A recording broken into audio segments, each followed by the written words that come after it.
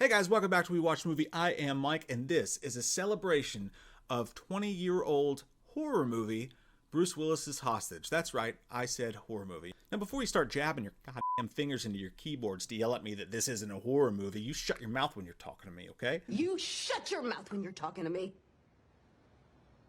Because it is. I'm going to explain why, I swear. But first, let's talk about what Hostage is for those of you who have not seen the film. In the movie, Bruce Willis plays hostage negotiator Jeff Talley, who experiences a tragic and horrific event involving the murder of a small boy and his mother by a man he could have stopped earlier but was trying to keep alive. It totally breaks him as a person and causes issues with his wife and his daughter. Eventually, he moves to a small town to become a weary sheriff to become a weary sheriff because of his PTSD of the whole thing. I don't know what pisses you off more, me or my tater tot casserole. Fast forward to a few scary 20-somethings hanging out like the goddamn strangers in their truck. A rich girl tells them to f*** off after the guy from Texas Chainsaw Massacre 2003 makes blowjob face at her, and it's enough for them to follow them home to their James Bond bad guy mansion. There, the three do home invasion together on her dad Kevin Polak, and this scruffy little kid here.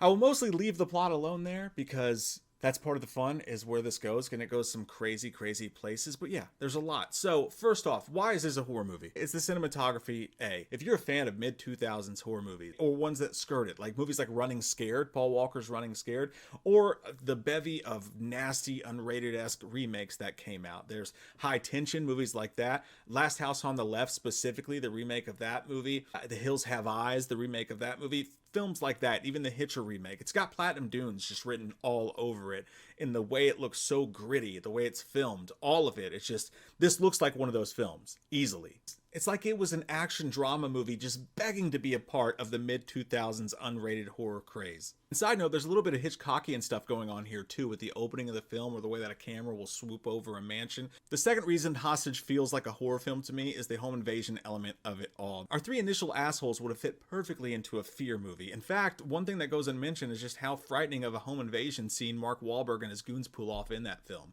It's the same thing here. You have Jonathan Tucker and his super obnoxious, annoying voice. I am in charge! You might remember this guy from literally Texas Chainsaw Massacre 2003. You have his teenage brother who does nothing but walk around and whine the entire time. And then finally you have this dude named fucking Mars, who's played by Ben Foster if he were a member of the Lone Rangers from Airheads, but actually an insanely deranged serial killing lunatic. I'm gonna stab your heads off! With what? With what?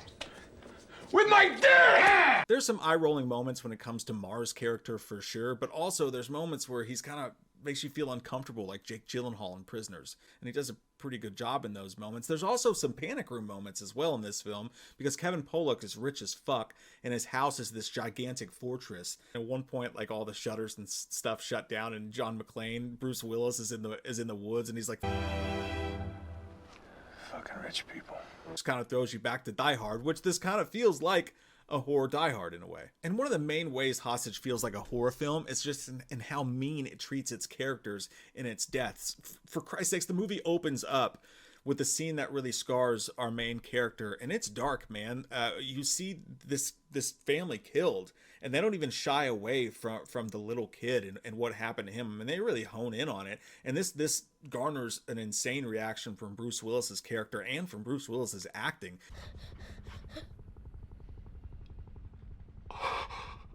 He really goes for it here. He's very emotional. There's a controlled emotion and rage and fear that is happening in Bruce Willis in this movie, and you can see it in his eyes. Like, it's really impressive to see him go for it, specifically a scene in the end of this.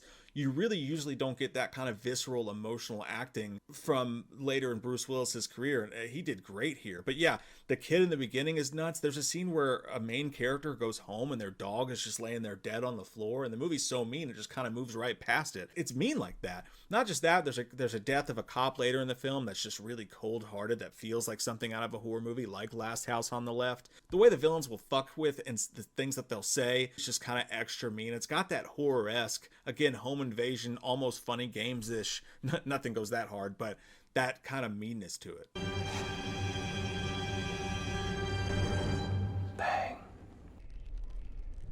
Which is so crazy because you could easily take this movie and turn it into a PG-13 film. And it felt like they just veered the other way and said, no, fuck it. We're going hard R. We're going horrific R.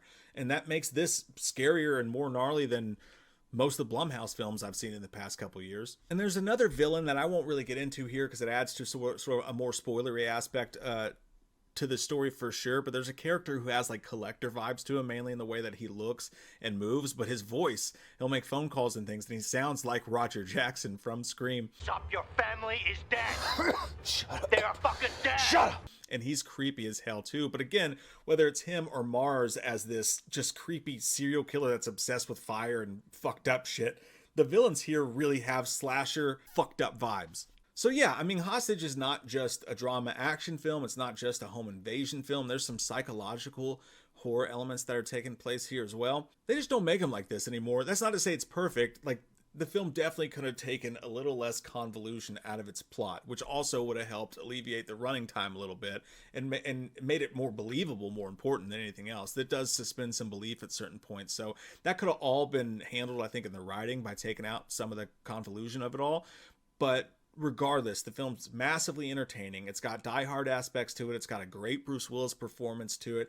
And it's got a lot of, as I said, great horror aspects to it. This film's an 8.5 out of 10 for me, and I totally recommend it. I double recommend it for people who love mid-2000s horror films. Again, like, it wasn't a horror film, but movies that had horror elements, like Running Scared. But also people who enjoy the cinematography and the grittiness of movies like High Tension. And again, kind of feels like if Die Hard were a mid-2000s gritty horror movie, who the fuck doesn't want to see that? I know I do. So yeah, if you haven't seen Hostage, please check it out. It's on Pluto TV right now for free with ads, or you can just rent it. Let me know what you guys think about it and if you enjoyed it or not. And also, if you have seen it before, let me know how you feel about this. I love your all's fucking faces. I'm going to put at the end of this video, or you can get it at whamnews.com, an old school video of Jay and I unboxing the Die Hard Blu-ray set. It's old as shit, and we had a great time.